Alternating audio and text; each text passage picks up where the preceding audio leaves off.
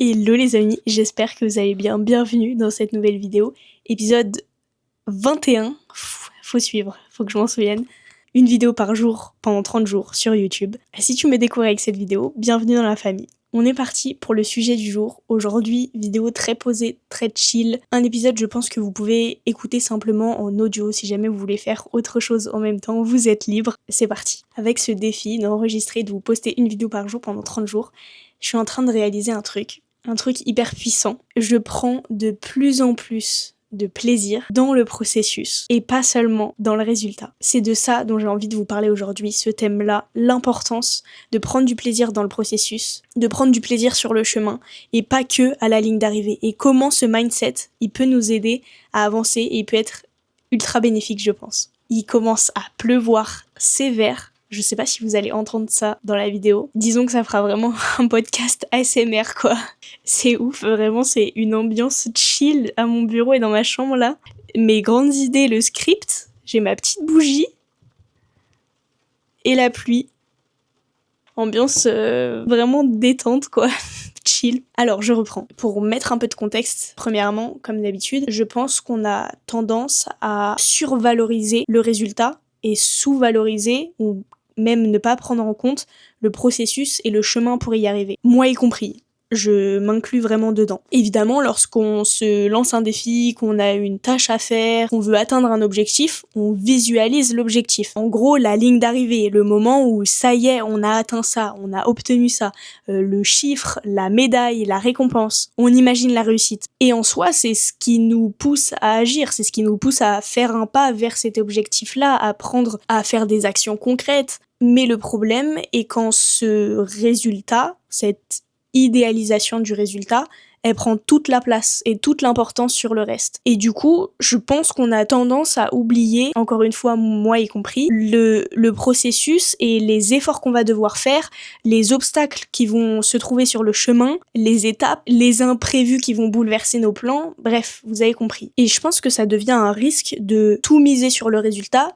ou comme l'expression dit, de mettre tous ses œufs dans le même panier, parce que si on n'obtient pas ce résultat, alors on finit incroyablement déçu, frustré, alors qu'on aura fait sûrement plein d'efforts pour arriver jusqu'au point où on se trouve actuellement, et on n'aura pas pris ce temps d'apprécier le processus, le chemin, take a step back et juste admirer le paysage, respirer, vous voyez ce que je veux dire? Et là, je me rends compte, en me lançant ce défi, que c'est hyper important d'apprécier le processus parce que avoir ce mindset-là, c'est aussi ne pas occulter, justement, les obstacles qu'on pourra rencontrer, les efforts qu'on va devoir faire. C'est pas juste considérer uniquement la ligne d'arrivée et le résultat et idéaliser ça. Aussi, oui, il y a un point que j'ai noté et dont je voulais parler, c'est la motivation et les différents types de motivation dans l'entreprise d'un projet. On distingue notamment deux motivations. D'un côté, la motivation intrinsèque et de l'autre, la motivation extrinsèque. Je crois, si je dis pas de bêtises, que cette idée s'inscrit dans la théorie de l'autodétermination ou Self-Determination Theory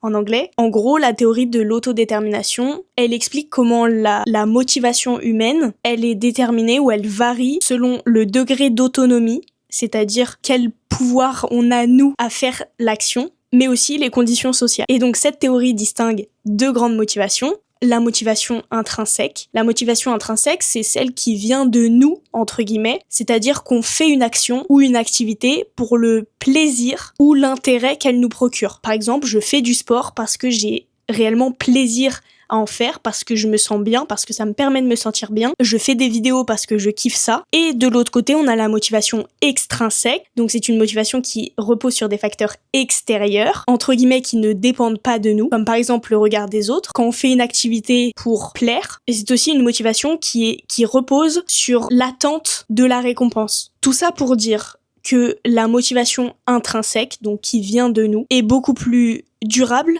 et stable dans le temps. Tandis qu'une motivation extrinsèque, donc qui est notamment basée sur le résultat, la ligne d'arrivée, la récompense, la médaille, elle est moins durable et surtout plus instable. D'ailleurs, je crois même que certaines études montrent que se concentrer uniquement sur l'objectif final peut diminuer la persévérance. Parce que, comme j'ai dit au début de la vidéo, miser tous ses espoirs sur le résultat, c'est souvent oublier les efforts qu'on va devoir faire, les obstacles qu'on va potentiellement rencontrer en chemin, etc. Et donc, selon cette idée aussi, sous-estimer les étapes du processus peut affecter notre morale et notre motivation. À l'inverse, apprécier le processus renforce la satisfaction. Et ça, c'est réellement quelque chose que je ressens actuellement. Je prends réellement de plus en plus de plaisir dans le processus. Vraiment de l'étape 0 où je pense à une idée pour une vidéo, à l'étape X où elle finit par être postée sur YouTube. Et j'apprécie plus seulement la ligne d'arrivée ou le résultat ou l'idée de la tâche accomplie. Je prends de plus en plus de plaisir à penser à une idée de vidéo, filmer, à trouver des idées, à monter les vidéos. Alors qu'au début, c'était clairement pas mon étape préférée. Le montage, je vous jure, quand j'ai ouvert la première fois mon logiciel de montage et que j'ai vu tous les boutons, j'étais en mode « Oh mon Dieu, comment je fais juste pour couper un plan ?» Et j'étais une débutante totale, mais j'ai appris au fur et à mesure et j'apprends encore aujourd'hui et je prends réellement du plaisir dans le processus. Est-ce que je prends aussi du plaisir dans le processus parce que je me suis améliorée à chaque étape? Peut-être. Et que donc c'est plus fluide, je prends du plaisir à penser aux idées de vidéo, à faire le montage, à structurer mes idées. Peut-être que pour cette raison je prends plus de plaisir dans le processus, mais peut-être aussi que c'est simplement un mindset que je suis en train de développer et que même si je suis confrontée à des difficultés, à des obstacles sur le chemin, j'essaye d'être pleinement présente à ce que je fais en tout cas et d'apprécier le chemin tout entier. Comment faire concrètement pour apprécier le chemin, pour apprécier le voyage? Je pense à 2 outils clés. Numéro 1, célébrer les petites victoires. Et ça, j'avoue, c'est un truc sur lequel je travaille encore et sur lequel j'ai encore du mal, je vais pas mentir, mais je pense que c'est important justement pour apprécier le processus. Se dire, aujourd'hui, je célèbre le fait que ma vidéo, elle me semble plus réussie que celle d'hier par exemple, ou que j'ai été plus fluide dans le montage, ou que j'ai réussi davantage à structurer mes idées, etc. Comme j'ai dit, ça peut être des mini-victoires, mais ça permet d'avoir conscience de ce qu'on est en train de faire. Et en parlant de conscience, d'ailleurs, c'est l'outil numéro 2, c'est revenir au présent et ramener de la pleine conscience. C'est-à-dire quand je travaille sur une nouvelle vidéo,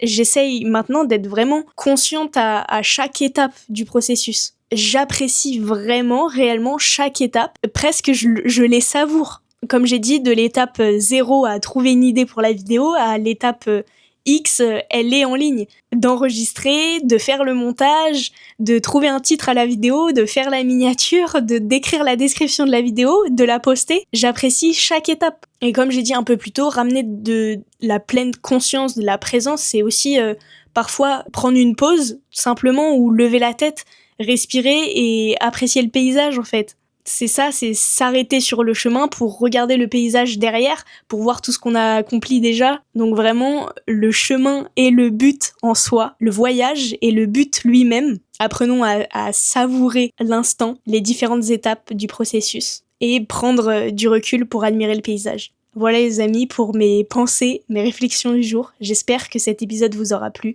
On se retrouve demain pour une nouvelle vidéo. Comme d'habitude, la série continue. N'hésitez pas à partager cette vidéo, à mettre un like. On se retrouve demain et d'ici là, comme d'habitude les amis, prenez soin de vous.